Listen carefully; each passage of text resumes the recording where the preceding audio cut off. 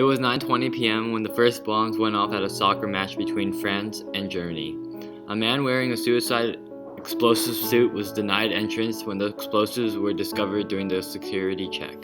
He was reported to be backing away slowly from security, then when prompted, set off the bomb and killed a passerby.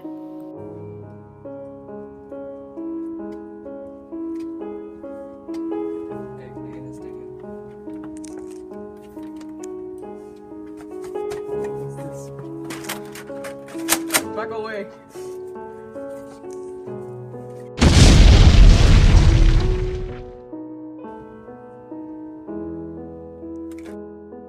Soon after the explosion, another bombing had occurred, with the only death being the suicide bomber. Around 20 minutes after that, another vest was detonated.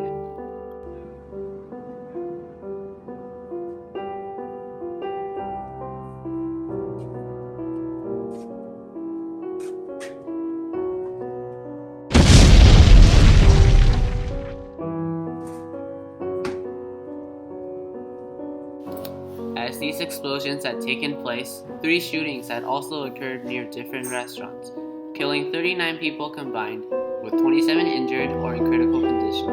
Shortly after, a man had detonated a suicide vest, killing himself and injuring 15 people. The gunmen took positions and opened fire for 20 minutes. The attackers threw hand grenades into the crowd and took 60 to 100 people hostage. They had threatened to decapitate and throw out a hostage every 5 minutes. A witness stated that he heard a gunman say, "This is because of all the harm done by Holland to Muslims all over the world."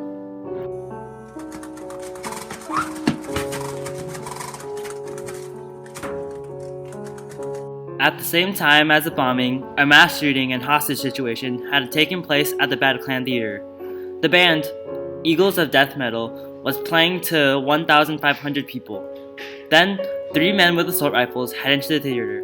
These men had yelled the term Allahu Akbar, which means God is the greatest, or God is great. Allah Akbar!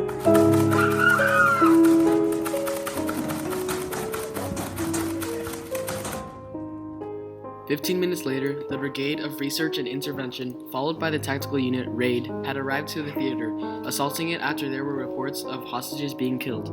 2 attackers had died by activating their suicide vests, and another was hit by gunfire.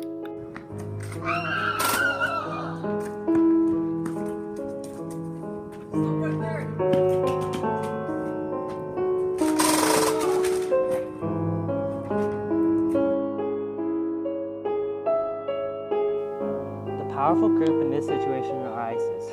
The powerless in this case are the French. Both sides receive the same amount of attention. ISIS receives attention because they are the ones bombing the French, and the French are also getting attention because they are the ones that have fallen victim to the bombings and shootings.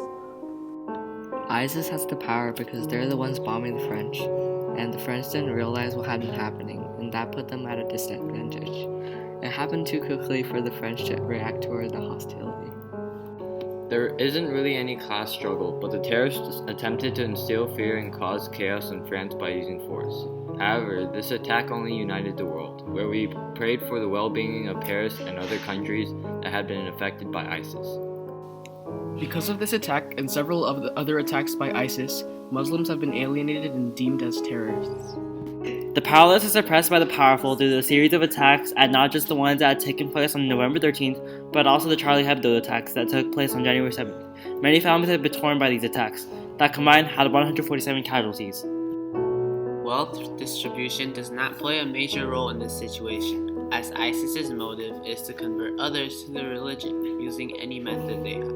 In our society, most items are acquired for more social status than for their usefulness, purely as an item. Items that are more expensive are viewed as more valuable, even if they serve no other usefulness in life than to impress others and to raise your social stature. The text was taken from global news coverage over the terrorist attacks, describing the attacks, praying for the victims, and revealing several names of the attackers. The terrorists follow an extremist ideology. Many would say that they have a religious ideology, but the Muslim population has stated that ISIS does not follow their religion. The Muslim population wishes for peace, but ISIS causes destruction and misconceptions that lead to a partial oppression by society against all Muslims. Sociological criticism overlaps Marxist criticism. People judge Muslims as a whole, seeing them as terrorists that will kill everyone. We have not noticed any system of oppression that we have accepted.